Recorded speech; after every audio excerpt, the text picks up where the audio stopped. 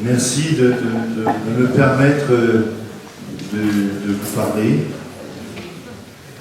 Et puis, ça, du coup, ça me fait revenir à Paray-le-Monial, où j'ai passé 10 ans de ma vie. Puis de revoir, j'ai revu les chapelains. Je les ai tous connus séminaristes, alors tout d'un coup, je me suis senti vieux. Et puis, donc voilà, j'ai eu quelques déboires de voyage amusants. Je vous propose, si vous voulez bien, c'est avant que je parle, qu'on se confie ensemble à la Vierge Marie, pour que mes propos soient utiles. Voilà, que ce soit utile. Je vous salue, Marie.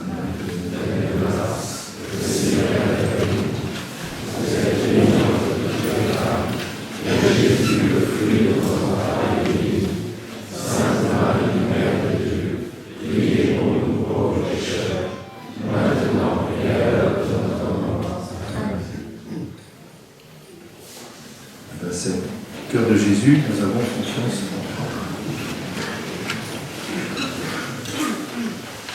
Alors, le thème de mes propos de ce matin, sur le fond, qui est, je crois, le thème de vos journées, donc c'est sur la confiance. Et du coup, j'ai dans la mémoire, effectivement, ce passage de l'Écriture qui dit, Seigneur qui parle à son peuple, dit, je vous donnerai un avenir et une espérance.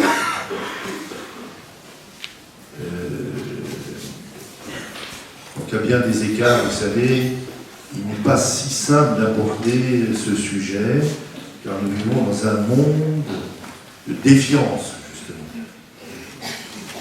et même de peur et d'angoisse face à l'avenir. Vous le savez aussi bien que moi. Dans un monde où le mensonge est omniprésent et où l'on donne plus d'importance aux apparences et on réduit souvent le bonheur simplement à la satisfaction immédiate des désirs immédiats. Tout est immédiat.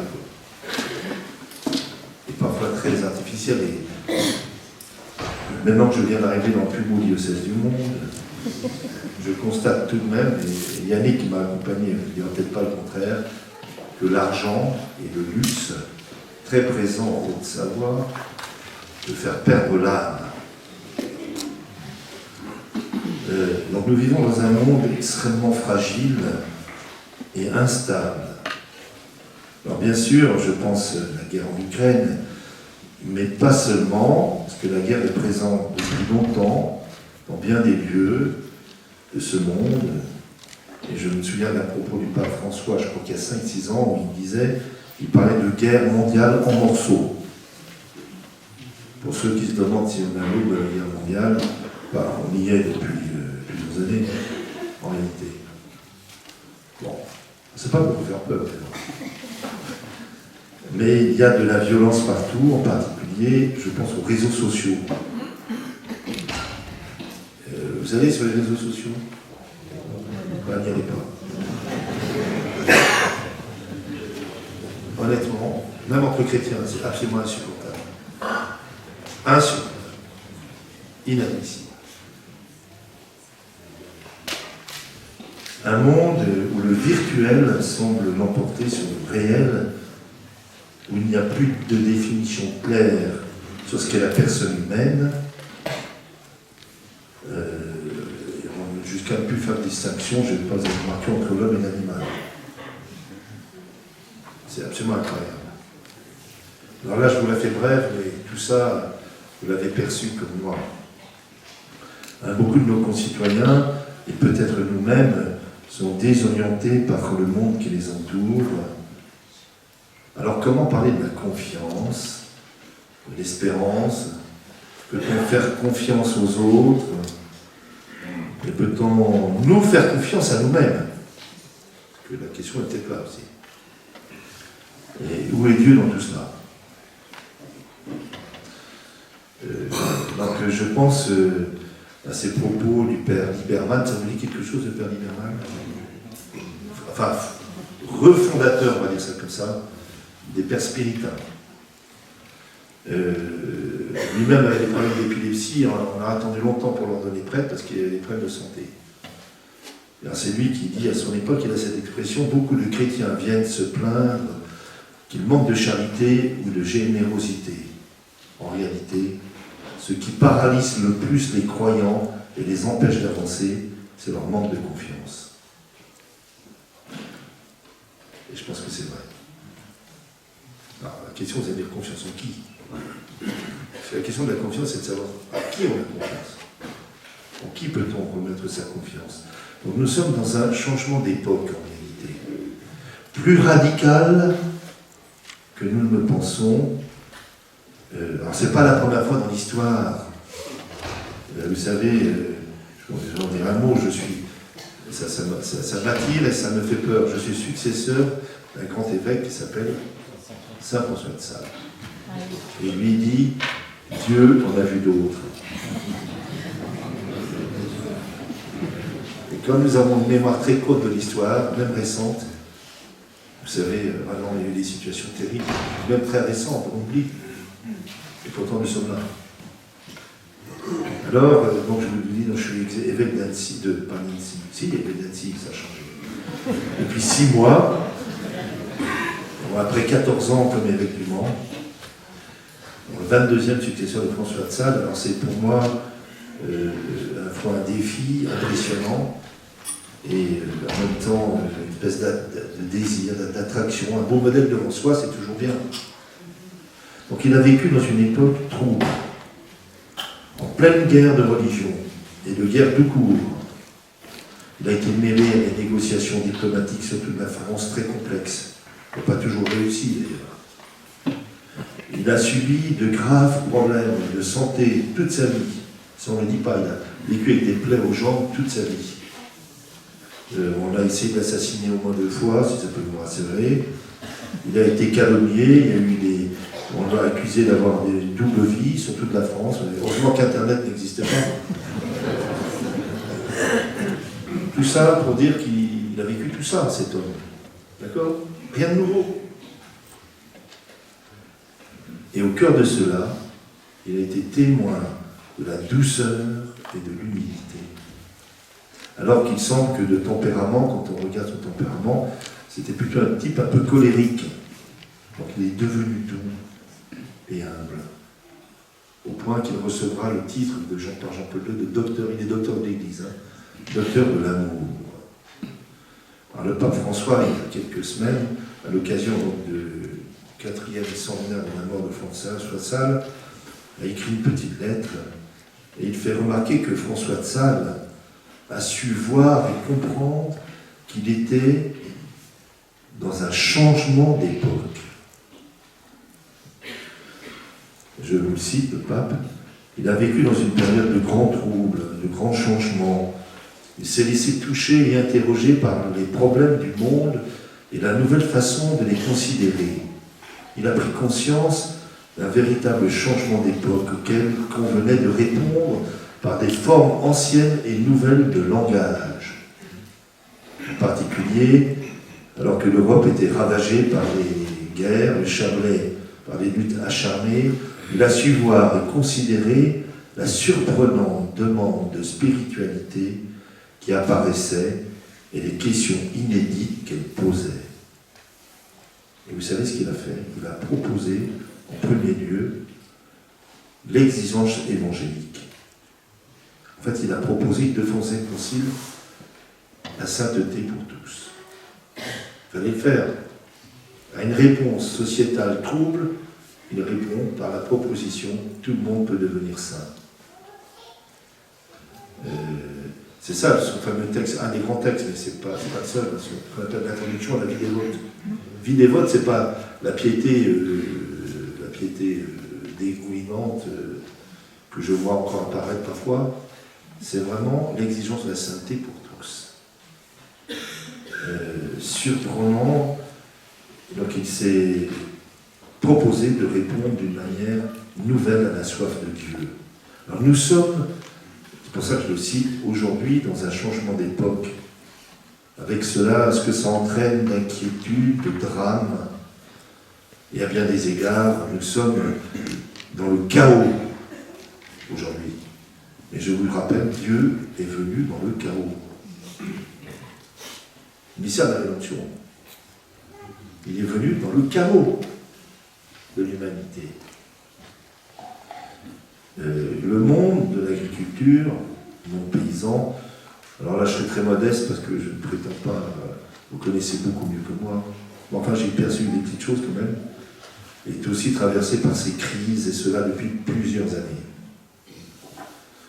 Alors l'évêque que je suis, donc tiens à vous dire d'abord toute mon estime, et celle de l'Église, peut-être on ne l'a pas assez dit, et ma reconnaissance, la mienne personnelle, mais autant qu'il m'est possible, autant que je puisse parler de la part de d'autres évêques, la reconnaissance pour votre travail. Vous savez, les enjeux et les questions que vous portez dépassent largement le cadre de vos professions. Et l'Église voudrait modestement, à sa place, qui est la sienne, ne pas vous laisser seul. Je tenais à vous dire ça. Vous le savez mieux que moi, l'agriculture, le monde paysan est au carrefour de questions qui touchent au fondement de la vie humaine en réalité. Parce qu'elles touchent au rapport à l'homme, à la nature, à la terre, plus exactement à la création. Nous prenons de plus en plus le sens et la mesure de notre responsabilité commune dans la gestion justement de la maison commune, pour reprendre l'expression du pape François dans l'encyclique Laudato Si. Les mises en lumière de notre relation avec toute la création, le ciel, la terre, les océans, tout cela nous a été confié, non pour que nous le détruisions, mais pour que nous le gérions. Ce sont les jardiniers, pas les propriétaires. Nous sommes les jardiniers d'un jardin qui ne nous appartient pas, et nous aurons aussi à rendre des comptes devant Dieu de notre gestion. Les agriculteurs sont aussi la mission, vous le savez, de nourrir l'humanité. C'est assez basique, mais c'est assez essentiel, n'est-ce pas? C'est la grandeur et la dignité, au fond, de votre travail, qui permettent à l'homme de se nourrir suffisamment, mais aussi de manière bonne et saine. Le rapport de l'homme à la nourriture engage sa dignité. Alors ça c'est moi, mais vous verrez que c'est inspiré de d'autres choses. Dis-moi comment tu manges, je te dirai qui tu es. Pas seulement ce qu'il y a dans l'assiette, la manière de manger. Vous savez? Vous ne voyez pas. Et ça, je veux dire, on touche une tradition spirituelle beaucoup plus radicale et profonde que vous le croyez. Pourquoi les monastères soignaient tant la nourriture et la politesse à table? Voilà. Je n'ai pas dit la mondanité à table, hein. D'accord?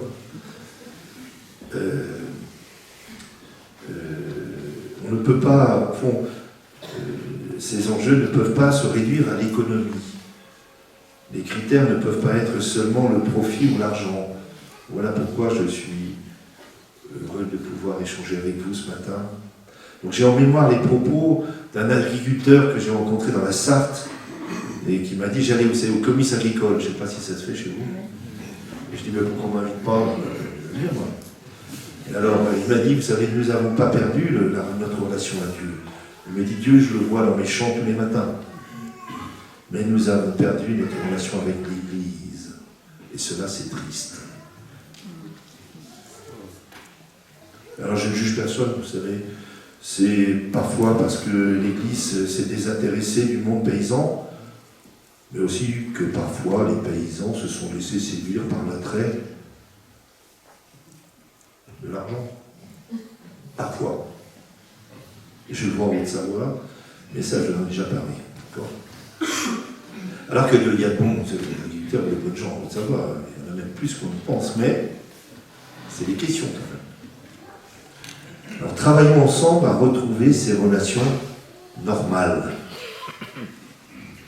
Normales. normatif, normal, avec Dieu, avec les uns et les autres, avec la terre, avec tout ça.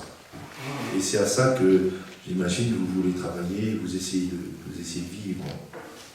Hein, que devons-nous faire et comment nous comporter dans ce monde? Je pense bien sûr à la manière de vivre et d'agir, à la manière de travailler en chrétien dans ce monde rural en particulier, en nous écoutant les uns les autres, en écoutant et enseignant à mieux comprendre ce que le Seigneur attend de nous. Quelle audace, quelle conversion le Seigneur nous demande. Ma question, c'est pas tellement de faire l'analyse du monde, c'est faire. Hein. Puis on me dira, Seigneur, stérile, puis alors l'église, et puis alors le curé, et puis alors machin. Ben, tout ça, je le sais, on le sait. La question pour moi, c'est aujourd'hui, je fais quoi? Qu'est-ce que Dieu attend de moi maintenant, aujourd'hui, de vous?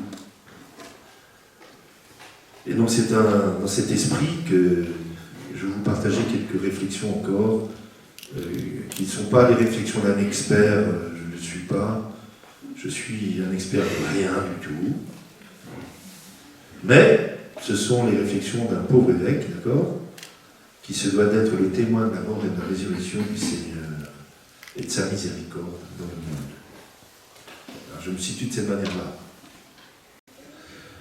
Je vous raconte une histoire. Quand j'étais au Mans, j'étais évêque depuis quelques mois, je préside, je crois que c'est la fête de Pâques, si j'ai bonne mémoire, la cathédrale pleine, enfin une belle cérémonie. Voilà. Puis à la fin de la messe, il y a des gens qui sont là, pas trop qui, je ne sais pas si c'était des touristes, des gens, enfin ils viennent me voir, ils disent mais alors vous y croyez?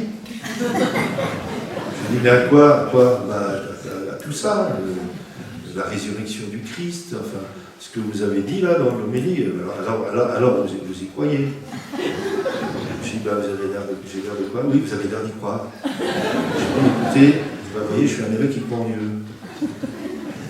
Moi, j'aimerais bien que les chrétiens croient en Dieu. Que c'est les chrétiens qui croient en Dieu. Non? Ouais, vous y réfléchirez. Alors, nous vivons dans une période de l'histoire particulièrement difficile, mais nous sommes attendus dans le monde en réalité. Et nous devons écouter, ce qui est l'exercice le plus difficile à faire. Parce qu'on projette nos sentiments, nos opinions, nos idéologies, on écoute assez peu. C'est très difficile parce que écouter, c'est être capable de changer la vie. Vous savez, j'étais formé par quelqu'un qui est d'ailleurs à l'origine des sessions ici, on peut le nommer Pierre Boursin, un peu laïque. Et lui, il me disait, Yves, quand quelqu'un t'envoie quelqu'un pour te montrer que tu as tort, écoute-le. L'urgence écologique, je vous donne un peu les toits, nous sommes dans une période difficile, donc il y a l'urgence écologique dont nous avons du mal à prendre la mesure bien réelle. Nous sortons de l'épidémie du Covid avec ses conséquences, et nous oublions vite d'ailleurs, que nous oublions très vite. Et dans l'Église, la lumière faite sur les abus sexuels, les abus de pouvoir, nous ont bouleversés. La lumière salutaire est nécessaire. Et j'espère que, je prie le Seigneur d'ailleurs, que ce chemin humble, douloureux, nécessaire, entraîne d'autres institutions que je ne citerai pas, à faire aussi la lumière. Et vous savez bien, à commencer parfois dans nos propres familles. La guerre, la violence et ses conséquences. Nous avons été, en réalité, dans les années dernières, et peut-être encore aujourd'hui, ramenés à notre vulnérabilité. À nos vulnérabilités dans nos vies personnelles parfois, mais aussi la vulnérabilité de nos modes de vie, de nos systèmes économiques. Et nous sommes invités à la conversion, à l'humilité et à l'exigence évangélique. Donc au cœur de cela, on ne sait plus ce qu'est la personne humaine. Je vous l'ai déjà évoqué tout à l'heure. Beaucoup sont tentés par le désespoir, la violence, la fuite dans le virtuel. Alors on voit réapparaître, c'est incroyable, les superstitions les plus absurdes. Non? C'est incroyable. Et à travers ces situations et ces événements, Dieu nous parle. Je paraphrase un propos de Pape François, le cri de la création, le cri des pauvres, le cri des victimes, le cri est le cri de Dieu. Écoutons-le. Donc nous sommes paradoxalement dans un temps favorable. C'est ce que nous entendrons au début du carême, on dit ça au début du carême, un temps favorable. Un temps de l'Esprit Saint, j'ose le penser et j'ose le croire. Et en plus, j'ose vous le dire.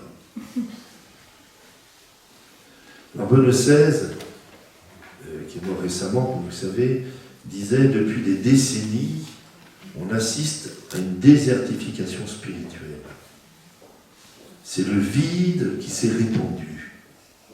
On assiste à une désertification spirituelle, mais dans le désert, on redécouvre la valeur de ce qui est essentiel pour vivre.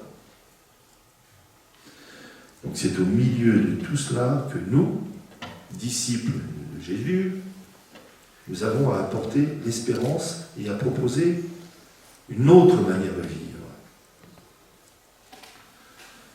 Là, je vous cite le pape François, c'est un livre que je vous conseille, qui s'appelait « C'est un temps pour changer », ça vous dit quelque chose, non? Ça vaut là. Je vous donnerai quelques conseils de lecture. Et celui-là, vous pouvez le lire. C'est une analyse après Covid avec des choses, certains éléments très intéressants. Et il cite, il dit à un moment, mais nous ne sommes pas seuls. C'est pourquoi nous n'avons pas à avoir peur de descendre dans les nuits obscures des difficultés et des souffrances. Nous savons que nous n'avons pas de réponse toute faite, mais nous sommes confiants que le Seigneur nous ouvrira des portes dont nous ne connaissons pas encore l'existence. Nous nous sentons inaptes à la tâche et pourtant appelés à l'accomplir. Le Seigneur nous appelle à le suivre. Donc nous sommes invités à y écouter. Je vous cite toujours le pape François, vous savez, j'avais été impressionné par ce temps de prière, c'est en silence, je ne sais pas si vous vous souvenez, devant sur la place Saint-Pierre, c'était vide, non? Avec le Saint-Sacrement, non? Et il a commenté un texte sur lequel je reviendrai. Il dit, nous sommes allés de l'avant, à toute vitesse, en nous montrant forts et capables dans tous les domaines, avides de gains. Nous nous sommes laissés absorber par les choses, étourdir par la hâte. Nous ne nous sommes pas révoltés face à des guerres, à des injustices planétaires. Nous n'avons pas écouté le cri des pauvres et de notre planète gravement malade. À travers les événements douloureux et heureux qui nous touchent le monde, Dieu nous parle. Nous avons à nous convertir dans nos vies personnelles et sociétales et communautaires. Nous sommes conduits à entrer résolument dans une conversion, ça c'est moi, profonde, personnelle, ecclésiale, sociale. Nous devons nous laisser interroger sur nos fonctionnements, nos priorités, à la fois dans nos vies personnelles, collectives.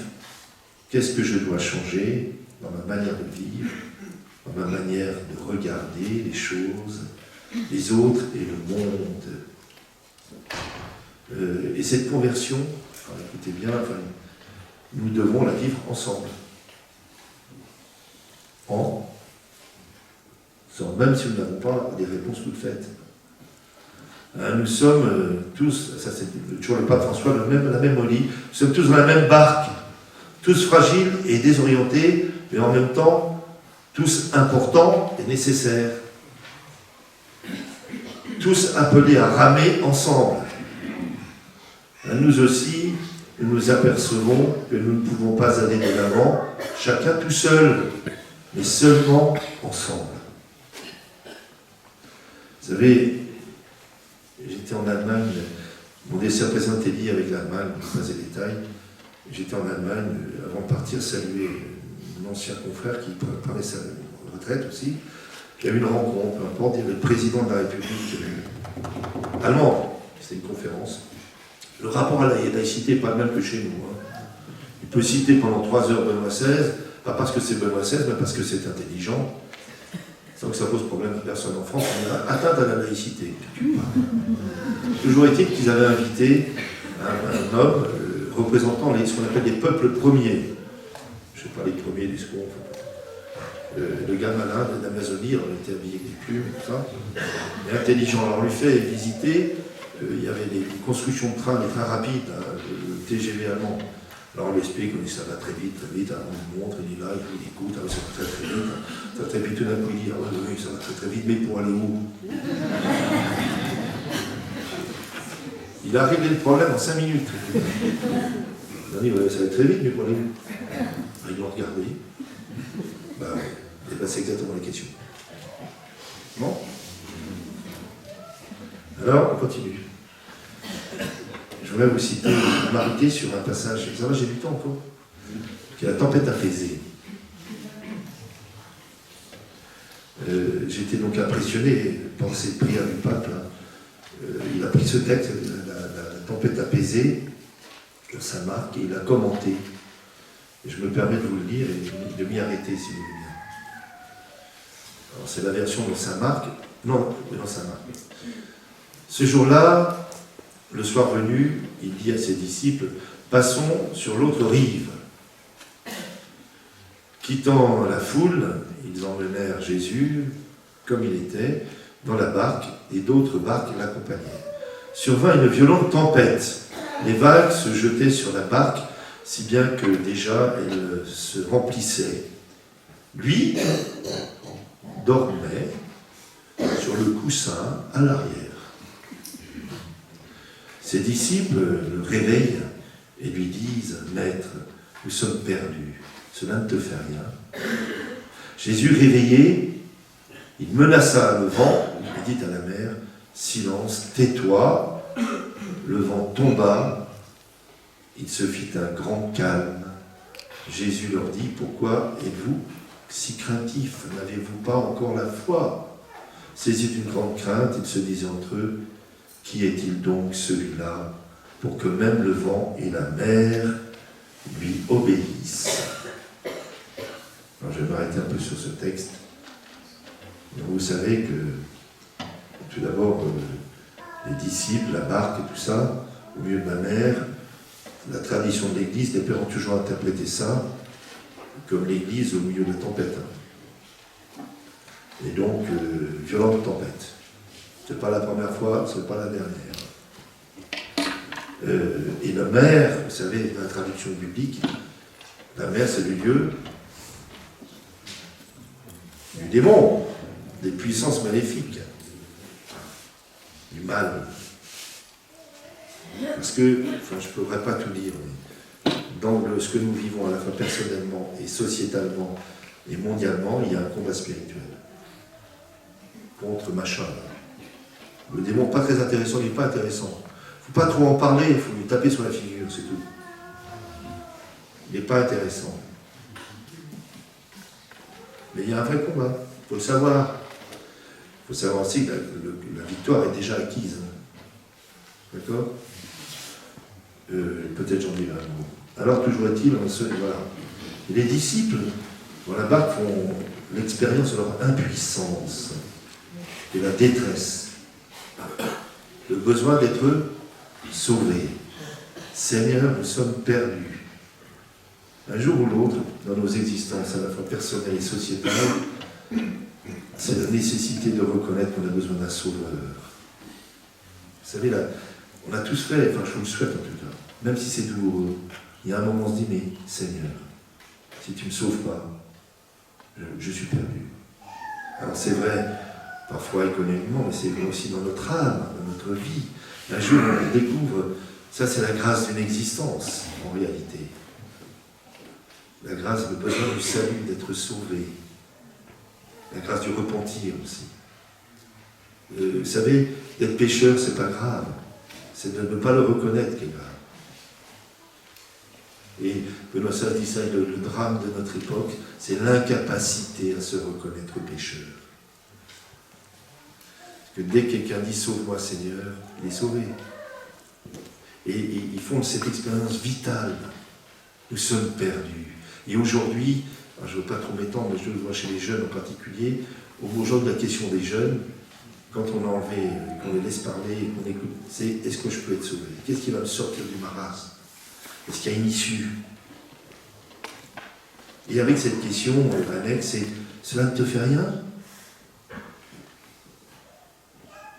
Où est Dieu? Comment Dieu Seigneur et Seigneur? Tu t'occupes pas de nous en réalité. Non? Qui ne l'a pas pensé au moins une fois? Et ils font cette expérience fondamentale. Et pendant ce temps-là, Jésus, il dort. Vous savez pourquoi il dort? Parce qu'il a la conscience tranquille, il était fatigué, il dort. Mais vous savez bien que derrière il dort, il y a autre chose. Si vous connaissez un peu l'Écriture, vous avez déjà vécu la Semaine Sainte. Le roi, le samedi saint, le roi dort. De quel sommeil s'agit-il? Qu'est-ce qu'il y a derrière ce texte, la tempête apaisée? La mort et la résurrection du Seigneur. Au point où on dit Jésus réveillé. Et réveillé, c'est le même mot que ressuscité. Il se réveillait, et qu'est-ce qui se passe? Il prend autorité sur la tempête. Ça, maintenant, ça suffit. Bon.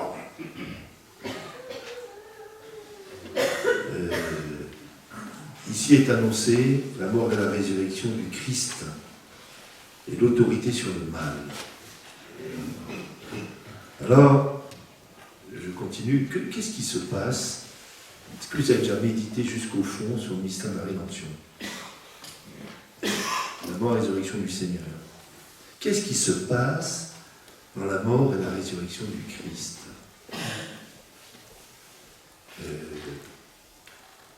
Alors, je ne vais pas refaire toute la catéchèse ici, mais dans le mystère pascal, Jésus prend sur lui toute la souffrance humaine, le péché, toutes les injustices, toutes les haines, pour nous guérir, nous pardonner, et pour être victorieux de la mort, et pour que le pardon soit accordé à tout pécheur qui se reconnaît pécheur.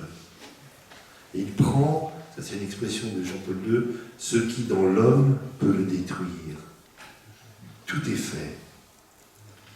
Et je ferai une jonction parce que je ne peux pas être trop long, mais c'est la même réflexion en réalité, sur ce que le pape Jean-Paul II dira, mais on oublie très vite, quand il dit que la miséricorde, donc, la mort et la résurrection du Christ, c'est la miséricorde de Dieu. C'est pas seulement il fait miséricorde, il l'aide. D'accord? Et il dit la miséricorde est la limite que Dieu impose au mal. Comment vous dire ça? Je vous conseille alors un autre livre, ça va? Un petit livre qui est passé inaperçu, écrit par Jean-Paul II, qui n'est pas une encyclique, qui s'appelle Mémoire et identité. Et il revient en particulier sur toute la période qui a été... Pour comprendre Jean-Paul II et la miséricorde, il faut comprendre ce qu'il a vécu, son époque. Il a été confronté au nazisme totalitaire avec toutes les horreurs qu'on imagine, enfin qu'on n'imagine pas. Vous savez, c'est des millions de morts. Hein. On l'a fait, on l'a pensé, on l'a fait. Un régime sans Dieu déshumanise. Si vous voulez bien comprendre Benoît XVI, c'est pareil. J'ai relu dans mon salon des choses, entre autres un livre, une traduction d'une biographie allemande qui montre bien, quand il est adolescent, il est confronté au nazisme. Son père était gendarme, va démissionner de la gendarmerie pour pas légitimer le régime, et il assiste à cette déshumanisation et la déraison. C'est pour ça qu'il reparle de raison et foi. Qui produit. Alors, puis il y a le communiste totalitaire, ça c'est Jean-Paul II, pas mieux. Je ne sais pas si c'est pire, mais c'est au moins pire. Enfin, c'est au moins pareil. Mais on l'a fait, on n'a jamais fait ça dans l'histoire, vous savez ça. On n'a jamais fait. Des millions d'hommes et de femmes qu'on a massacrés au nom d'idéologies, et des idéologies sans Dieu. Il y a combien de temps? Nos grands-parents ont connu ça. Parfois, j'ai peur qu'on ait vraiment perdu la mémoire. Alors, ceci étant dit, je vous le cite, pour vous donner une des clés peut-être, parce qu'il y a quelque chose à comprendre pour aujourd'hui. C'est le pape François qui cite Jean-Paul II sur la miséricorde, justement. Nous vivons, ça c'est du François qui va après se référer à Jean-Paul II. Il dit, voilà, nous vivons un temps de la miséricorde. Cela, j'en suis sûr. Depuis au moins 30 ans, jusqu'à aujourd'hui, dans toute l'Église, c'est le temps de la miséricorde. Cela a été une des intuitions du bienheureux pape Jean-Paul II. Il a eu le flair de sentir que nous sommes dans le temps de la miséricorde.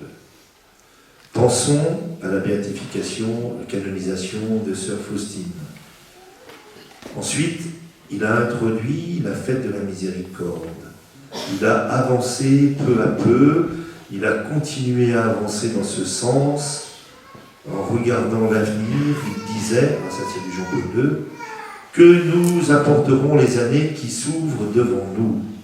Quel sera l'avenir de ce monde sur la terre et de l'homme sur la terre? Nous ne pouvons pas le savoir.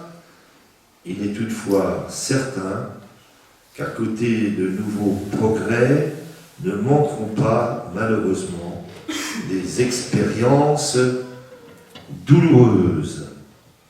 Mais la lumière de la miséricorde divine illuminera le chemin des hommes du 3e millénaire, c'est clair.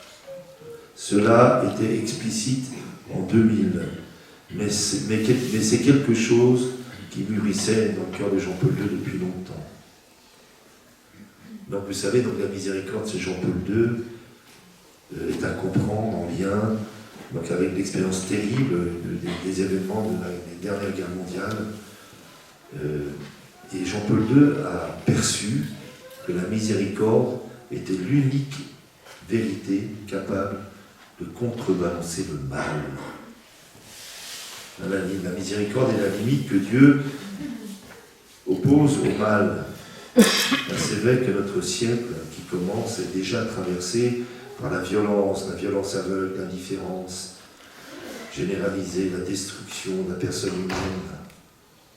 Il s'agissait pour Jean-Paul II, qui est donc béatifié, qui a été confronté dans sa chair au déferlement du mal, de savoir ce qui peut opposer une limite au déferlement du mal dans notre monde.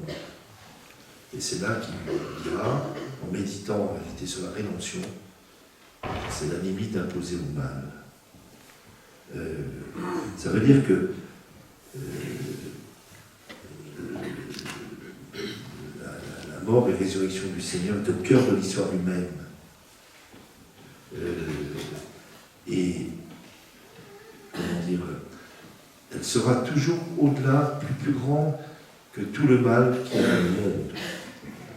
Et pour vous le dire autrement, un chrétien regarde le monde et regarde les situations à travers la mort et la résurrection du Seigneur.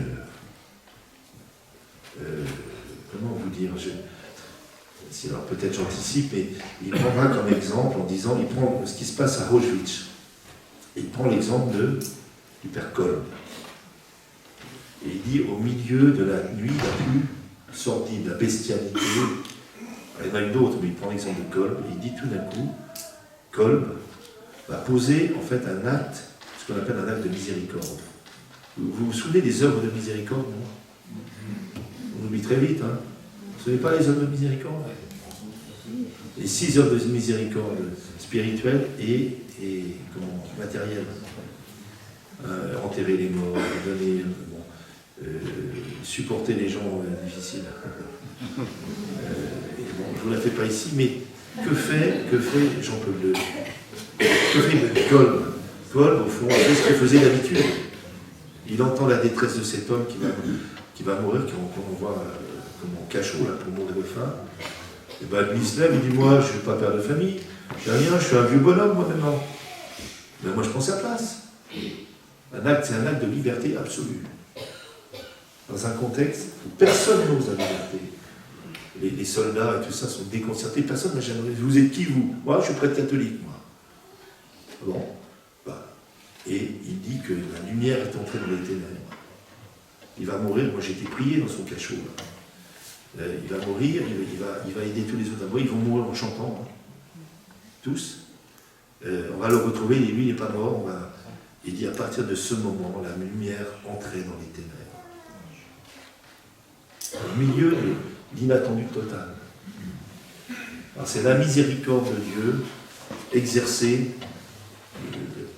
Vous y réfléchirez, mais je pense qu'aujourd'hui, le fond de ma pensée, c'est la seule véritable réponse que nous pouvons donner en réalité. Alors, autre point, si, cela suppose que nous accueillons aussi la miséricorde dans nos propres vies personnelles. Je ne sais pas où vous en êtes là-dessus. Mais je vous donne, c'est par comparaison, le pape Jean XXIII, lui, était confronté à la réémergence de la guerre. Il avait vécu la guerre. Et puis c'est des moments où il est du pape, c'est le conflit avec les nucléaires, c'est la tentation nucléaire avec Cuba. Vous vous souvenez de ça? Et le pape Jean XXIII, qui venait d'être élu, dira « Seuls des hommes et des femmes apaisés dans leur cœur peuvent devenir artisans de paix. » Seuls des hommes et des femmes saisis par la miséricorde de Dieu, qui ont compris qu'eux-mêmes étaient le produit du pardon et de la miséricorde de Dieu dans leur propre existence, peuvent être œuvre de miséricorde dans le monde. Donc il y a un enjeu. Et vous savez, cette expérience que je vous souhaite à tous conduit en fait, à une démarche que je résumerai de cette manière. Dieu nous introduit, nous fait comprendre sa miséricorde, nous conduit ainsi à l'humilité. Vous savez, un jour on comprend qu'on n'est pas mieux que les autres. Ça, c'est absolument nécessaire. Vous savez, alors, la majorité des gens ne pensent pas qu'ils sont mieux que les autres, ils pensent simplement que les autres sont un peu moins bons. Je vois que ça vous est déjà arrivé. Non, nous sommes des pauvres, miséricordiers. Je ne sais pas comment vous le dire. Ça conduit à l'humilité profonde et simple, et qui conduit à la confiance absolue en Dieu. Nous sommes ici à Paris-Monial, c'est l'expérience fondamentale, puisque j'ai vu qu'il était là, de Claude Lacolombière. Je ne vais pas vous faire la vie de Claude Lacolombière, mais je vais vous reprendre simplement une prière de lui, bien connue, et qui m'a fait beaucoup de bien quand j'étais ici.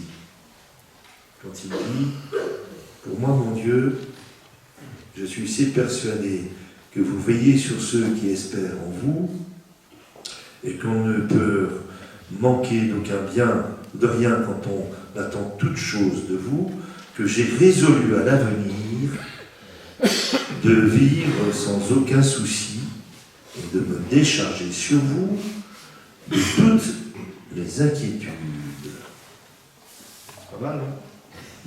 Moi j'avais écrit ce texte, je l'avais mis sur le pare-brise de la voiture. Il ne faut pas l'oublier. Et il continue. Alors je ne vous lis pas en total. Et il dit voilà, donc en paix, j'irai. Seigneur, tu me fais demeurer en sécurité. Les hommes peuvent me dépouiller et des biens, et de l'honneur. Les maladies peuvent m'ôter les forces et les moyens de vous servir. Je puis même perdre votre grâce par le péché. Il va très loin, parce qu'il sait très bien ce que c'est qu'un péché.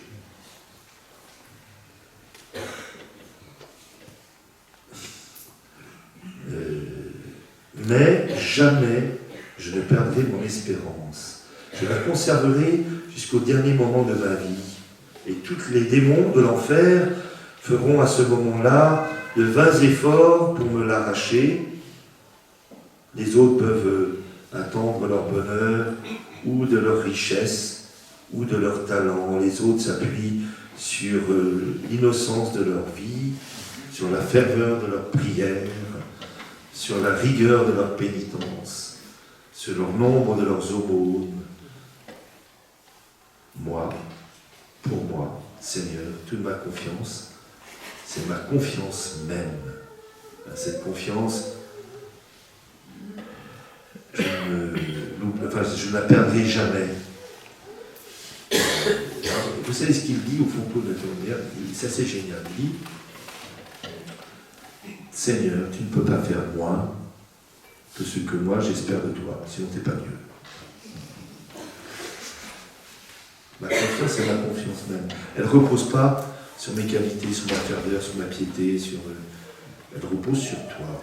Je suis sûr que tu seras toujours là, parce que c'est sur toi que je m'appuie. C'est assez simple au fond.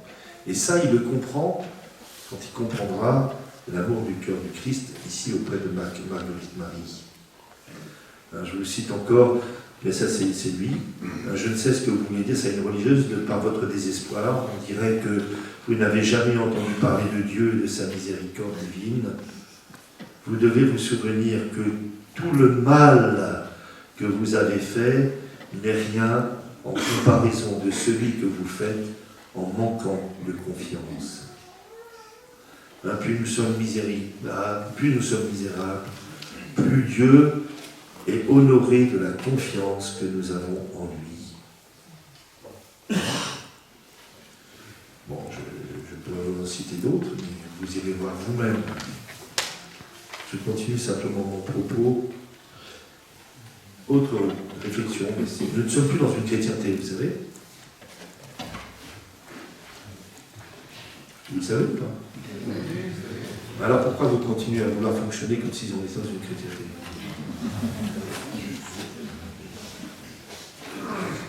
Non mais je vous dis ça, c'est plus un profond changement, je n'en pense rien moralement.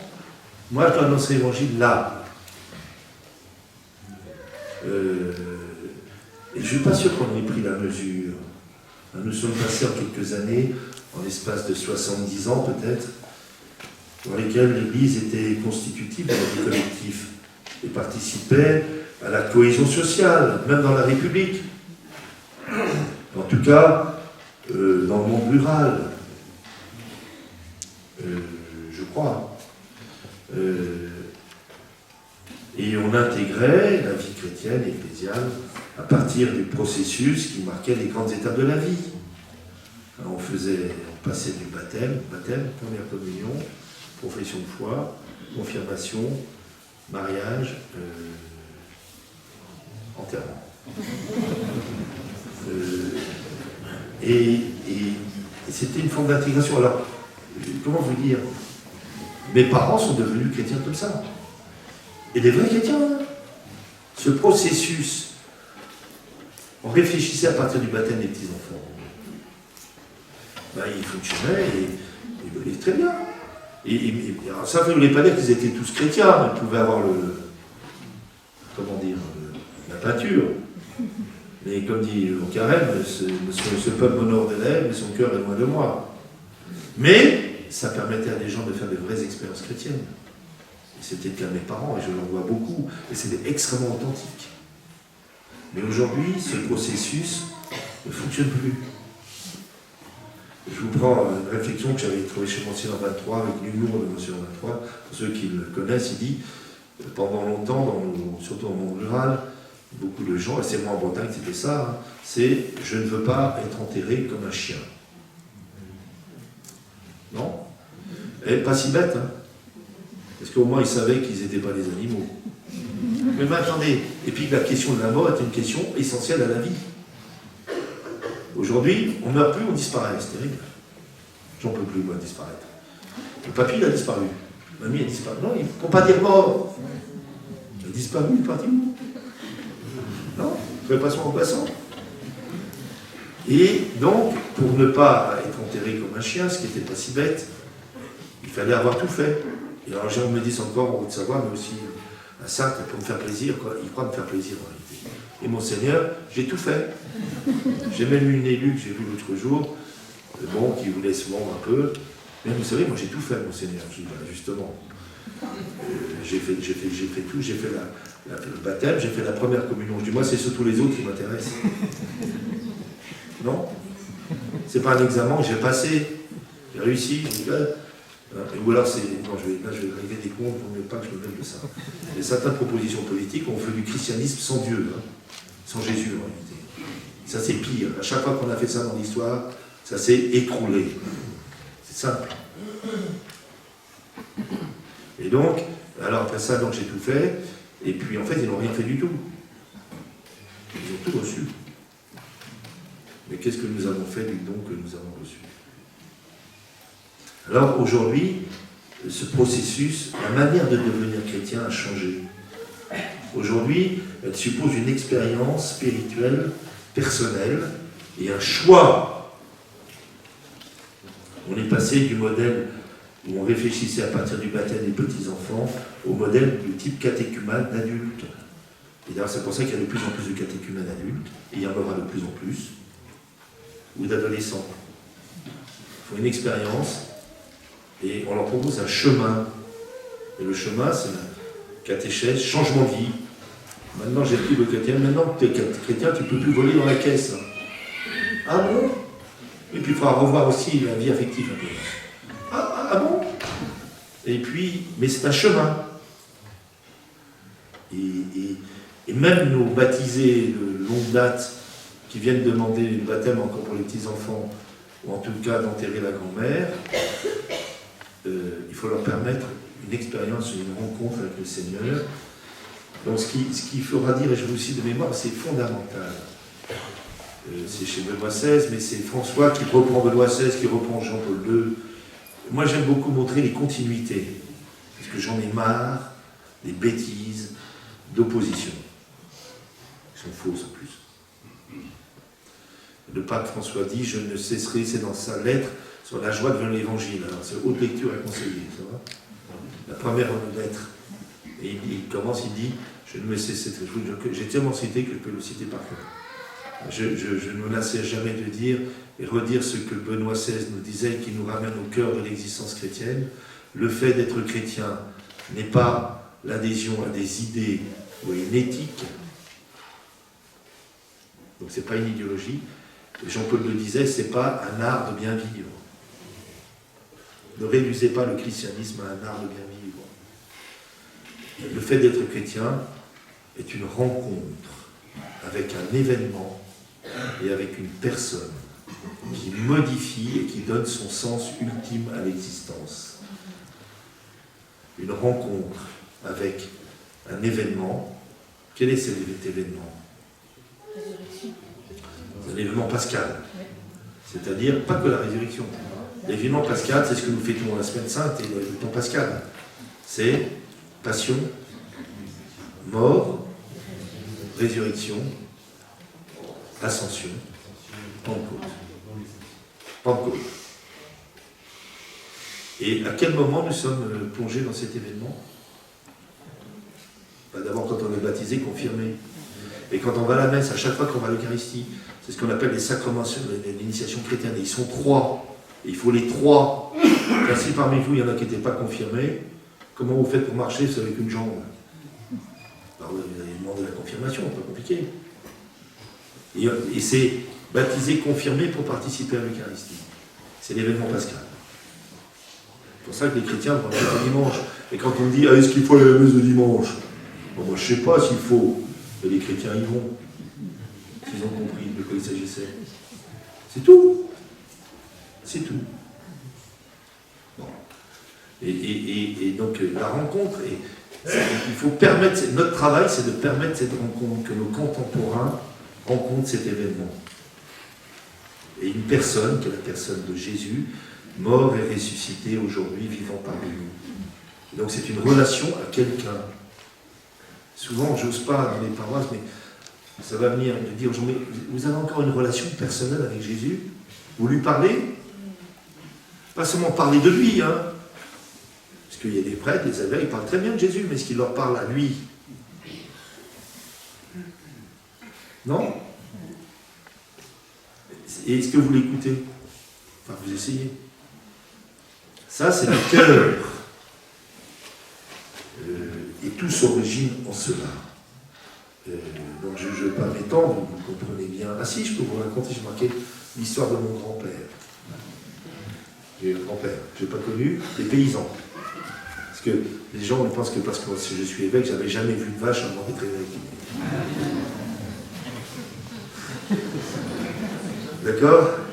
Alors mon grand-père, qui est mort, maman m'a raconté ça. Je suis à la campagne, une petite, très modeste. Et puis maman me raconte que son père, donc, vous avez vu que son père sortait, se levait très tôt le matin, sortait tous les matins, allait dans ses champs. Et au bout d'une heure, à peu près, il revenait tous les matins, même rituel.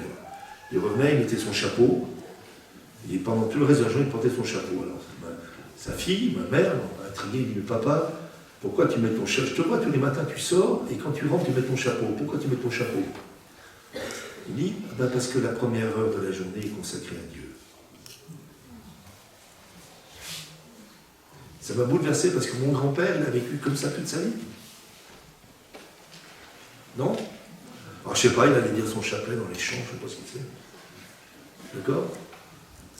Alors, je vais raconter l'histoire de ma maman. Alors. Elle est morte, je peux me permettre. Moi, je me suis demandé si ma mère, c'était une foi traditionnelle ou pas. Je voyais bien à la maison. J'ai retrouvé une vie ecclésiale à 18 ans, 19 ans. Et donc tout ça. Et puis à un moment, mon père était... Enfin, papa n'était pas là. Et puis, je dis à maman, vous savez des choses dont on ne parle jamais. Vous savez des choses dont on ne parle jamais. La cuisine. Puis à un moment, j'ose, je lui dis, maman, tu as toujours été chrétien. Ne parlez jamais de ça. On allait à la messe le dimanche, mais on n'en parlait pas. Et puis elle me dit, elle me regarde un peu surprise par la question, elle me dit, c'est à cause de ton père. Je dis, qu'est-ce que mon père? Papa? Et oui, tu sais, ton père est très attaché à sa foi. Profondément depuis toujours. C'est pour ça qu'il est si fidèle. Et à la maison, tout était possible sauf mentir. Hein. Tout était possible à la maison sauf mentir. Ben, vous faites fixer ça comme règle, vous savez, ça change déjà pas mal de choses. Hein. Et alors, je lui dis, ah bon, il dit oui. Alors j'allais à la messe, elle me dit, quand je s'est rencontré, c'est marié, je l'aimais, j'allais à la messe, moi, parce qu'il y allait. En général, c'est plutôt le contraire. Et puis elle me dit, en une phrase, elle me dit, un jour pendant la messe, j'ai compris que Dieu m'aimait. J'avais jamais entendu ma mère parler de cette manière. Un jour pendant la messe, j'ai compris que Dieu m'aimait. Et tout d'un coup, 3 minutes, toute la vie de ma mère et de mes parents, j'ai compris le secret. La rencontre avec un événement. Je ne sais pas où vous en êtes. L'événement pascal. Ok? Alors, notre vocation dans le monde, vous me suivez toujours ou pas? Notre vocation dans tout ça, dans ce contexte, dans ce que j'essaye d'évoquer, dans la compréhension du mystère de la rédemption, c'est d'être témoin de la résurrection et de l'espérance dans le monde. Et dans le monde tel qu'il est. La vocation du chrétien, c'est d'être les témoins de l'espérance. C'est notre vocation. C'est le pape, alors c'est Haut Conseil de lecture, c'est le pape Benoît XVI dans son encyclique sur l'espérance, qui est sans doute l'une des plus belles, qui dit que ce qui caractérise les chrétiens, c'est qu'ils savent qu'ils ont un avenir. Ce qui caractérise les chrétiens, c'est qu'ils savent qu'ils ont un avenir. Un avenir. Il dit, nous ne savons pas, dans le détail, ce qui va nous arriver demain. Ça, c'est Madame Voyante, c'est-à-dire c'est une illusion absolue, sinon la manipulation. Par contre, nous savons, de manière certaine, que notre vie ne se termine pas dans le néant. Et quand on sait qu'on a un avenir positif, le présent devient viable.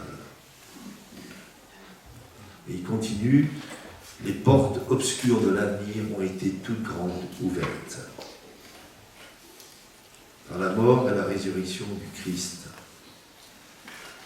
nous savons que nous sommes infiniment aimés aujourd'hui et que nous sommes attendus par cet amour. Et vraiment, ça change tout. Je ne sais pas comment le dire, j'aurais envie de le... Ça change tout. Et Paul VI disait, c'est une expression de Paul VI, Saint Paul VI, il dit les chrétiens viennent dans le monde à partir de l'avenir. Pas à partir du passé, à partir de l'avenir. Nous sommes la célèbre lettre que vous connaissez tous, que je vous lirai peut-être tout à l'heure, enfin, connaissez tous, pas sûr, du IIe siècle, la fameuse épître à Diocnète, vous savez, qui est descriptif déjà à l'époque des chrétiens dans le monde, la vocation des chrétiens dans le monde, et qui dit en gros, je vais vous en lire un petit bout, ça vous prend pas de mal. Les chrétiens ne se distinguent des autres hommes ni par le pays, ni par le langage, ni par les coutumes. Ils n'habitent pas de ville particulière qui leur soit propre. Autrement dit, pas de camp de Mohicans. Ils n'emploient pas quelques dialectes extraordinaires. Leur genre de vie n'a rien de singulier. Leur doctrine n'a pas été découverte par l'imagination et les rêveries d'esprits inquiets. Ça s'appelle la gnose, très présente aujourd'hui, même dans le monde agricole. Excusez-moi. Ils ne font pas comme les autres, comme tant d'autres, les champions d'une doctrine d'origine humaine.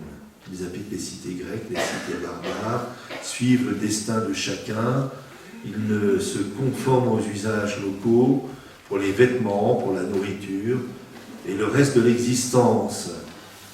Alors écoutez bien, tout en manifestant des lois extraordinaires et vraiment paradoxales de la manière de vivre. Ils s'acquittent de tous les devoirs de citoyens, ils supportent les charges comme des étrangers. Toute terre étrangère est une patrie, et toute patrie est une terre étrangère. Ils se marient comme les autres, comme tout le monde. Ils ont des enfants, petite remarque, mais ils n'abandonnent pas leur nouveau-né. Vous en tirez ce que vous voulez. Ils prennent place à une table commune, mais qui n'est pas une table ordinaire. Ils sont dans la chair, mais ils ne vivent pas selon la chair. Ils passent leur vie sur la terre, mais ils sont citoyens du ciel. C'est beau, non? Alors je pourrais la laisser, c'est que la fin du texte simplement, le poste que Dieu leur a, alors après ils disent qu'ils sont persécutés, alors qu'ils font tant bien, enfin tout ça, ils n'ont pas compris, il n'y a rien de bon. Le poste que Dieu leur a fait fixer est si beau qu'il ne leur est pas permis de le déserter. Ça va? Et nous venons, retenez ça, nous venons dans le monde à partir de l'avenir.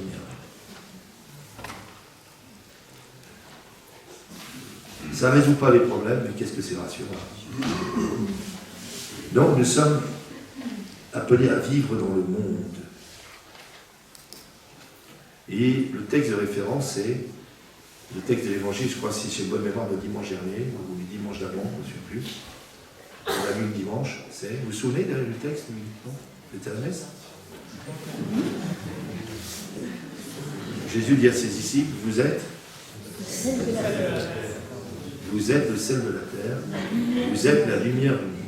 Il ne dit pas, vous devez devenir le sel de la terre, il dit, vous l'êtes. Si vous êtes mes disciples, si vous êtes plongés dans le mystère de la passion, de l'amour, de la réaction, si vous vivez avec moi dans la miséricorde, vous êtes le sel de la terre. Vous l'êtes. C'est ce qui donne du goût à l'humanité tout entière. Mais il y a une petite mise en garde. Si le sel vient tard, ça veut dire qu'il ne sert plus à rien, il n'est plus bon car il est jeté dehors. Je me suis demandé quelle était cette saveur. Au fond, je crois que c'est la charité. Si je n'ai pas la charité, je suis comme Hérin, d'accord? J'ai beau donner mon corps aux flammes, mourir martyr, avoir le langage des anges et des sages, si je n'ai pas la charité, je ne suis rien.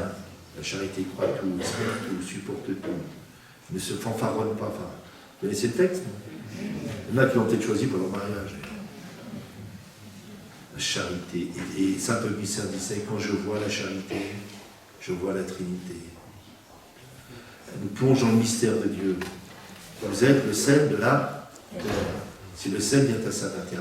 Quand il s'affadit, il est vraiment fadasse. Je ne sais pas pour vous faire reprocher quoi que ce soit. J'ai lu ça chez la petite Bernadette, Sainte Bernadette de l'Eau. Vous savez qu'elle s'est retirée à Nevers, et il y a eu toute une rumeur, comme il y a des rumeurs régulièrement. Il y avait eu une xème apparition, en plus à Bernadette, c'était au moment de la guerre 1870. C'est dans la défaite, on s'est fait racler par les Prussiens, vraiment, ok, catastrophe. Et on envoie un député, c'est vrai, hein, de l'Assemblée nationale auprès de Bernadette pour lui dire, on nous a dit qu'il y avait eu une apparition avec un message pour la France. Qu'est-ce qu'il en est? Une apparition, hein, en plus, non, rien du tout. Pas de message, pas de message pour la France. Et vous n'avez pas peur? Il dit non. Mais vous n'avez pas peur des Prussiens? Il dit non, Dieu aussi est avec des Prussiens. C'est Bernadette, hein. Dis-moi, je n'ai peur que les mauvais catholiques.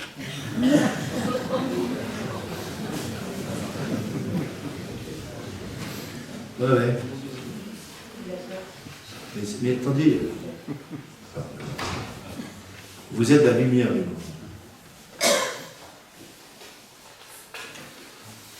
Il ne dit pas vous devenez la lumière du monde. Il ne dit même pas la lumière du quartier, hein, la lumière du monde. En réalité, c'est lui la lumière du monde. Mais si nous sommes attachés à lui, si nous vivons de lui, toujours dans la miséricorde, nous sommes la lumière du monde. Et la lumière, elle est faite pour être mise sur le... Si vous mettez sous le boisseau, qu'est-ce qui se passe? Ce n'est pas qu'elle ne sert à rien, c'est qu'elle s'éteint. La foi n'est pas un produit à usage interne. Nous croyons à la résurrection des corps. C'est-à-dire la résurrection, le mystère de la résurrection, ce n'est pas simplement le retour d'un cadavre à la vie. Ça, c'est Lazare, c'est un miracle. Mais la résurrection, Jésus ressuscité, et quand les disciples vont le rencontrer ressuscité, vous savez, ils sont paumés. Ils ne s'y attendaient pas. Mais ils s'y attendaient vraiment pas. On leur avait beau dire, Jésus leur avait dit, je vais ressusciter, ils n'avaient rien compris. Il faut susciter dans ton cas, ce n'était pas compréhensible. Non? Et tout d'un coup, ils se retrouvent devant Jésus qui est resté, qui est à la fois tout autre, et pourtant c'est lui. Ils sont face à un événement inconcevable, inimaginable. Au-delà de la raison, inconcevable et pourtant incontestable, c'est lui. C'est lui. C'est à la fois impensable et impensable. Ils vont être bouleversés. Hein. Et le pape Benoît XVI, qui avait l'art de dire ça, il dit là, parce que la discussion très bonne, c'est que la raison touche la création elle-même, la nature elle-même. Alors je ne sais pas comment c'est, j'ai un jour demandé, est-ce qu'il y a une rédemption pour la nature? Ben oui. Et alors, c'est très beau ce que c'est Benoît XVI qui dit, la résurrection fut comme une explosion de lumière, une explosion d'amour qui a délié les liens de la mort jusqu'alors indissolubles et qui atteint la création elle-même. Elle a inauguré une nouvelle dimension de l'être et de la vie. Alors nous n'y sommes pas encore, et nous en vivons déjà.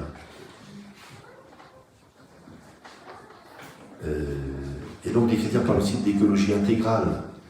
C'est ce que ça veut dire. Chez moi, dans l'ancien diocèse, l'enseignement catholique a fait tout un truc, très bien d'ailleurs, honnêtement, sur une charte de l'écologie pour les gamins, tout ça. Alors, à un moment, les profs, quand on leur dit qu'il faut donner des graines aux poules, enfin ça se faisait déjà avant, hein, mais, excusez-moi, il y a parfois des trucs, j'ai rien contre, et alors on fait des jardins partagés. Tout ça, c'est très bien, faisons-le. Mais si c'est que ça, l'écologie, on ne va pas s'en sortir. on parle d'écologie intégrale, on dit quoi? On dit que ça, tout est lié. C'est-à-dire de la création aux pauvres. Quand François parle des déchets, on a fait des déchets, il ne parle pas que des déchets de nos ordures, mais il dit aussi on a fait des déchets des hommes. Et c'est vrai, il y a des gens qui vivent sur l'état d'ordure. Non? Il dit tout est, mais ça veut dire aussi que le centre, c'est la personne humaine. Et je ne comprends pas. Quand on se pose des questions si le maïs transgénique c'est bien ou pas, j'ai un ami qui est spécialiste du maïs transgénique, je vous parle des débats, et on ne se pose pas la question, c'est de bidouiller le génome humain, c'est un bien ou un mal. C'est incroyable, de manipuler. Là, j'étais choqué, on met l'avortement dans la Constitution. Là. Le même jour, il y avait un débat sur la souffrance animale, s'il était bon de faire de la tauromachie ou pas. Je suis ni pour ni contre, et puis vous respectez les animaux mieux que moi. Pas de sujet, c'est pas vraiment le sujet. Et qu'on compare les deux, moi ça m'a foutu. Non? C'est-à-dire, est-ce que le taureau ne souffre pas? Est-ce que le bébé, avec l'affaire Palmal, on va être vachement embêté. D'ailleurs, vous avez vu, on ne peut pas en parler. Le bébé est mort. C'était un bébé, mais alors c'était un bébé quand? Alors, on m'a demandé l'autre jour, mais quand on a voulu reculer l'âge de l'avortement, enfin le délai, Jean-Yves, vous en pensez? Il faut que je trouve. Parce que, vous savez, les dialogues de sourds, ça ne sert à rien. Il ne suffit pas d'avoir raison. Je suis formé par un vieux Jésus qui disait, il ne suffit pas d'avoir raison. Si on ne comprend pas ce que tu dis, et si tu n'aimes pas les gens, il ne suffit pas d'avoir raison. Mais j'ai raison. Ah oui, et alors le journaliste me dit, vous en pensez quoi de cette loi? Et je me dis, il faut que je trouve un truc qui entend quelque chose, tout en n'étant pas blessant, quelqu'un qui ne comprend rien, parce qu'ils ne comprennent rien. C'est pas de leur faute, c'est pas de leur faute.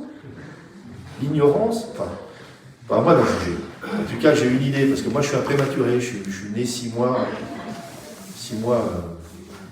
avant.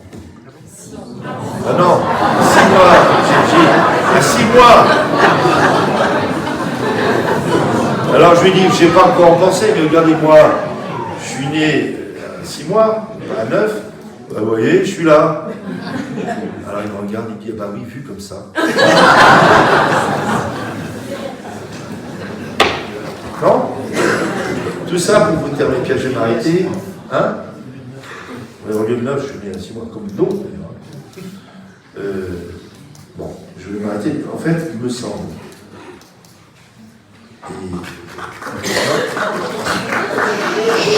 C'est la traduction. Non, simplement, la réalité en réalité. La question est de savoir en quoi et en qui nous avons mis notre sécurité et notre confiance. Confiance en Dieu ou en nous-mêmes? Ou en notre portefeuille, ou notre technique, ou notre génie? En qui je peux avoir confiance? Le pape Jean-Paul II disait, n'ayez pas peur. Vous vous souvenez de ça? Oui. Enfin, il n'a jamais fait que reprendre le propos du Christ ressuscité qui dit, n'ayez pas peur. Et il a lui-même un commentaire qui viendra plus tard, il dit, n'ayez pas peur. Il dit, n'ayez pas peur de ce que vous avez engendré vous-même. Il dit, n'ayez pas peur parce que l'avenir du monde et de l'humanité et l'avenir de chacune de nos vies personnelles est dans quelqu'un qui est l'alpha et l'oméga de l'histoire, quelqu'un qui est amour. Et moi je me permets de dire, qui est intelligent. C'est Dieu est intelligent. Et donc l'avenir de notre vie. Le problème c'est en qui j'ai mis ma confiance, en qui je... En quoi je mets mes sécurités? Où est-ce que je les ai mises? Mais la confiance n'est possible que si nous mettons les choses à leur place, dans le bon ordre. On met Dieu à sa place, d'accord? Nous ne sommes pas Dieu. Vous savez, vous n'êtes pas Dieu. Et vous n'êtes pas le centre du monde. Moi non plus. Mettre Dieu à sa place, on met la création à sa place, c'est-à-dire qu'il est créateur de la nature. On met Dieu à sa place, on met l'homme à sa place, enfin on met tout dans le bon sens. Donc en fait, moi je vous invite, c'est au bon sens. Oui. Vous savez, le bon sens, dans tous les sens du terme. Non? Oui, oui. Ok. Ça s'appelle la sagesse dans cette étude. Le bon ordre, le bon ordre. Alors dans vos vies aussi. Parce que vous ne mettrez pas le bon ordre dans la société si ce n'est pas le bon ordre dans votre vie. Ah, ça, en tout cas, c'est vrai pour moi. Vous savez, j'ai formé un peu les séminaristes et j'ai vite compris qu'ils me regardaient plus qu'ils ne m'écoutaient. Cause toujours, je t'écoute. Je te vois. Vous savez, ou vous priez ou vous ne priez pas. Faites pas semblant. Si on le fait parce que qu'est-ce que les autres pensent de moi, bah, de toute façon, ils penseront ce qu'ils voudront. La question n'est pas là, la question est de savoir si c'est vrai. Si vous priez, ça finira par se savoir. Si vous êtes un homme droit, même si on vous accuse de tout et n'importe quoi, l'important c'est Dieu et devant moi. Je vous donne un dernier exemple, j'ai eu un moment, une personne avec qui j'ai travaillé, je ne dirais pas où, pour ne blesser personne, et qui avait tendance toujours à s'énerver, très susceptible, ça arrive, non? Et j'arrive à la maison et puis elle me dit, elle était en pétard. Je dis, qu'est-ce qui se passe? Elle me dit, ouais, une telle et une telle, là, dans les bureaux, ils ont dit que j'étais une menteuse. Ils ont dit que j'étais une menteuse. Je dis, bah, oui, alors. Ah oui, mais ils l'ont dit quand même, tout le monde le sait, maintenant. Je dis, mais, oui, alors. Puis je la regarde, mais c'était vraiment, ça c'est moi, mais je suis comme ça. Je dis, bah, l'important c'est que ce soit pas vrai. Puis tout d'un coup, je regarde, c'est pas vrai, moi. Et elle m'a regardé, bah, un petit peu quand même.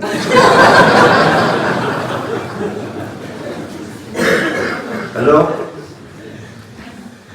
ça va? Vous savez, un jour ici, c'est pour ça, vous allez essayer de dire avec simplicité, ici, j'étais chapelain ici, donc je vais à la chapelle de la Visitation, et il y avait un groupe d'Italiens, on va dire que c'est des Italiens, d'accord? D'Italiens. Ils étaient en train de prier, et puis il y a la prière habituelle, traditionnelle du Sacré-Cœur, c'est Sacré-Cœur de Jésus, j'ai confiance en vous, en toi, peu importe. Et alors, ils avaient changé le texte sans se rendre compte. Je ne sais pas quel est l'ecclésiastique qui leur avait appris ça. C'était Sacré-Cœur de Jésus, ayez confiance en moi.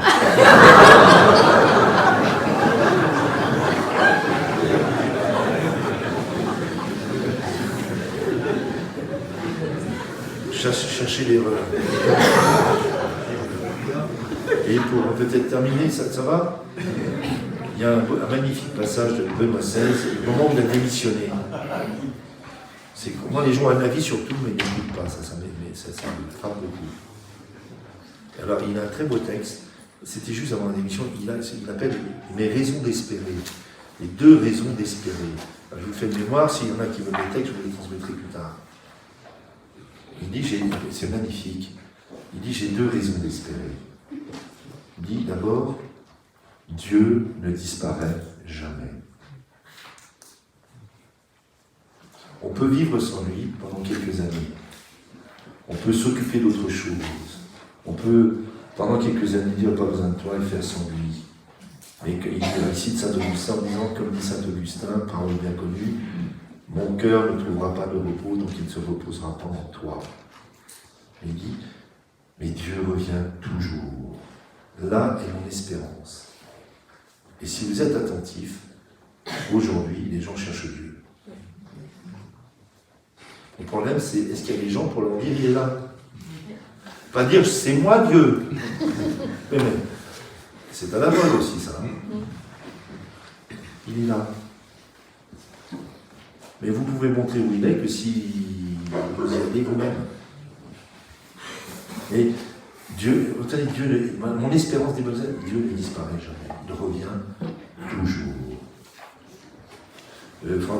Comment il s'appelle? François de Sales, il a une expression que j'ai mis du mal à comprendre. Il dit Dieu est le Dieu du cœur de l'homme. Et François de Sales a su repérer, il dit dans le cœur de tout homme, quel qu'il soit, bon ou mauvais, il y a une attente de Dieu, une nostalgie de Dieu. C'est inscrit dans le cœur de l'homme. Et Dieu a pris un cœur d'homme aussi. Ça s'appelle le Sacré-Cœur. Et la deuxième raison d'espérer, ça c'est encore plus étonnant. Benoît XVI. La deuxième espérance d'espérer, c'est que simplement, c'est que le christianisme est vrai. La deuxième raison d'espérer, c'est que le christianisme est simplement vrai. Il est ressuscité d'entre les morts. Non? Vous ne savez pas que ça change tout? Même enfin... vous voulez une dernière histoire, je m'arrête. C'est pour notre mission dans le monde, même dans le monde rural. C'est pas de savoir, uniquement il n'y a plus de prêtre, il n'y aura plus de prêtre, il n'y en aura plus, il n'y en a plus, il n'y en a pas, il n'y en a plus, il n'y en a pas, on ne sait pas. Vous n'en savez rien pour l'avenir. Vous êtes comme ce gardien, un maire qui vient me voir, qui me dit, un père, quand même, monseigneur, il y a un prêtre dans le village à côté, il n'y en a pas dans l'autre, il faudrait bien nous en mettre un. Et pardonnez-moi, mais ça m'a profondément blessé, même un petit noir. Textuellement. Alors ça m'a énervé, j'ai dit au maire, attendez, avant que je vous réponde, j'ai une question à vous poser. Vous allez à la messe le dimanche? Ah mais je ne suis pas pratiquant, mais je suis chrétien. Je dis, pas de ma faute si vous n'êtes pas pratiquant, on ne va pas s'excuser, c'est de votre faute. Et puis tout d'un coup, j'ai dit, monsieur le maire, j'ai un deal à faire avec vous. Vous revenez à la messe tous les dimanches pendant 7 ans, je vous promets, je vous donne un prêtre. Parce qu'il m'a dit, il y aura des chrétiens, il y aura des prêtres s'il y a des chrétiens. Non? Bon, ben voilà. Et la présence chrétienne dans nos villages, c'est pas le curé, c'est nous. C'est nous. Vous avez le droit de prier dans l'église, de l'ouvrir, de dire votre chapelet, mais tout le monde a le droit de le faire. Il ne faut pas l'autorisation de 3 curés, même pas du maire. Si j'ai bien compris la loi de 1905. Par contre, c'est vous, c'est moi. C'est moi. Et les petites choses font les grandes. Je pourrais vous en raconter pas mal. D'accord? Alors, si avec le maire, il y avait le président du comité des fêtes, qui était là avec lui, qui me regardait. Et je dis, mais monsieur, vous voulez un prêtre, pourquoi? Mais c'est pour la messe de Saint-Hubert. Texto, hein? Ça m'a coupé les jambes. Je lui ai dit, vous croyez qu'un homme, j'ai rien contre la messe de Saint-Hubert, hein, vous croyez qu'un homme va donner sa vie pour la messe de Saint-Hubert?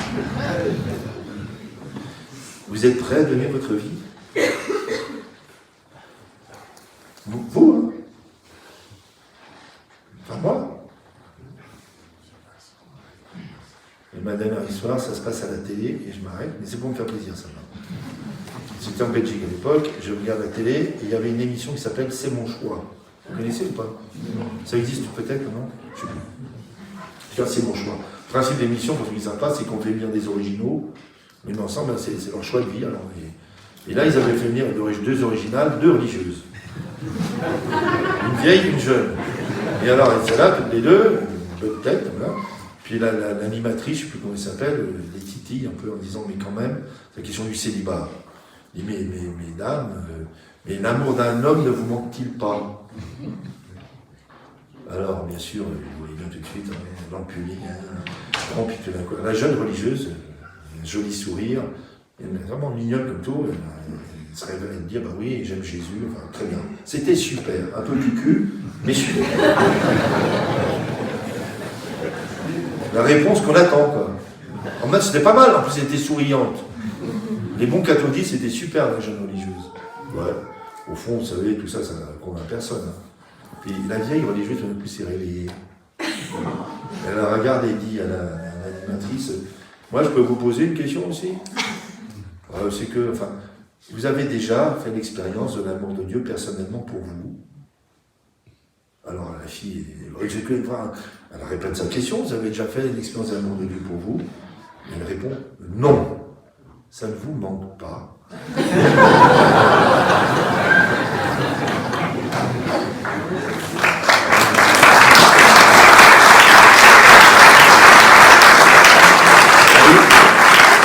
C'est exactement cette question-là que nous devons poser.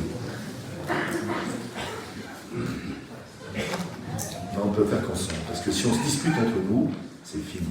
Parce que le démon est un diviseur, en plus d'être un acteur. Bon, merci beaucoup.